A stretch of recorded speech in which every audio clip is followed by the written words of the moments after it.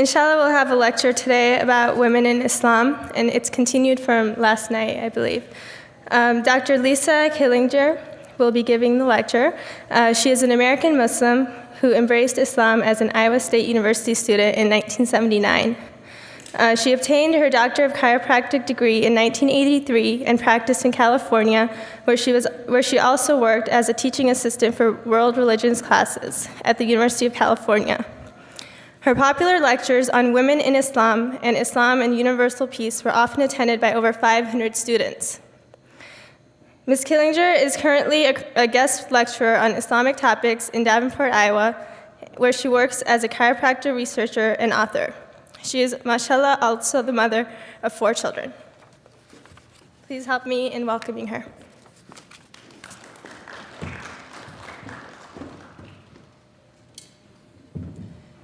Bismillahir Rahmanir Rahim. If I just talk like this, will you hear it? No. I'll stay close to the microphone then. I'm small, so I tend to disappear when I get behind here, but I'll try to behave and stay where I'm told. Most of the time, when somebody American like me comes up in front of a group who have been Muslim their whole lives, they ask, how did you get here? How did you embrace Islam? And I actually, as the sister mentioned, was here a student at Iowa State University, and I was eating in a special cafeteria that was for people with special diets. I happened to be vegetarian, which meant I was already a black sheep, if you can imagine, in the 1970s, in the Midwest, the pork belt, being a vegetarian. So I was eating in the special cafeteria, and some people there asked me, what are you in for, as if it were a jail sentence, and I told them that I was there because I didn't eat meat, and I asked them what they were in for, and they said they didn't eat pork. So I was intrigued as to why, and I asked, why, and they told me they were Muslim. So I was curious, and this led to a bunch of discussions about politics, religion, and everything else you're not supposed to discuss over dinner.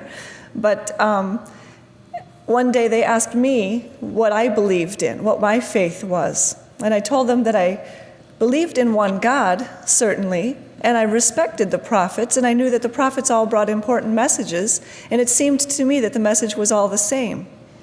But I didn't think that it was right to pray to any of these prophets. So I was actually a Sunday school teacher at the church across the street here on this campus, in an Episcopalian church. And I was struggling with the fact that they were praying to really essentially Jesus, and I had a hard time with this, so it wasn't making sense to me. And so eventually I asked them, when I told them what my beliefs were, they told me, she's Muslim. And I was so shocked. I was horrified, actually. I'd never really heard the word, and I didn't know anything about the faith of Islam. And I got very suspicious and skeptical and asked them, what is this, Islam? And then I remembered, wait a minute, maybe we studied this in social studies class in high school. And all I could remember was that in the East, there were some foreign-looking people. They wore saris and dhotis, and they worshipped cows. So I asked them, do you worship cows? And they, of course, laughed. Thank heavens they weren't too offended. But this is the ignorance of being raised in the Midwest. We so often don't learn anything about Islam. And if we do, it's a paragraph in the social studies text, often forgotten by the ripe old age of 19, where I was when I embraced Islam.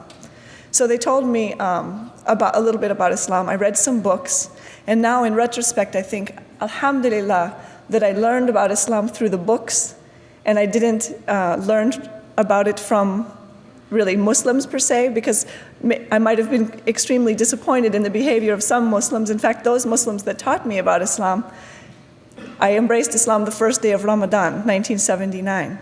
And we fasted and prayed, and they taught me as best they could remember how to pray, et cetera, et cetera. And then after Ramadan ended, they weren't praying anymore. And I said, doesn't it say that you're supposed to pray 5 times a day? And they said, well, yeah. So obviously, the people that brought me to Islam weren't perfect as far as their practice of the deen. But this is just maybe an example to let you know that you don't have to be a perfect Muslim to spread this deen to others and to bring people into Islam. Allah chooses whom He wills, and I feel honored to be here today. The circle has completed that I'm back here on the campus where I embraced Islam. At that time, I drove a motorcycle to Iowa State, which I think people found intriguing, because when I wore hijab and wore the motorcycle helmet and took the helmet off, I was still wearing hijab, and people found it quite unusual. But there's not too many Muslim women on motorcycles at the Iowa State campus, I think, to this day. Then I became a chiropractor in '83, married then later, after years of being Muslim, and got an opportunity to go to the foothills of the Himalayas and do some chiropractic practice in an area where the women there hadn't even seen a health professional of any sort during their life. So it was a big honor for me again to get to provide health care there near the Khyber Pass in Afghanistan and Pakistan. I got to go to London for a time, be introduced to the cat named Cat Yusuf Islam, or Cat Stevens, as people of my generation referred to him as. And I was very moved that another person was on the same kind of spiritual path from being a tree-hugging hippie like myself into Islam in the late 70s. Then I went to California and taught, as the sister mentioned, and Ustadji, who knows what that means here in the audience? I think some of you who are Pakistani know. I had a great world religions teacher who was Pakistani and half Irish, and he called himself Ustadji, and he was my teacher as well and allowed me to help new students learn about Islam. And now I'm home again, so the circle is complete.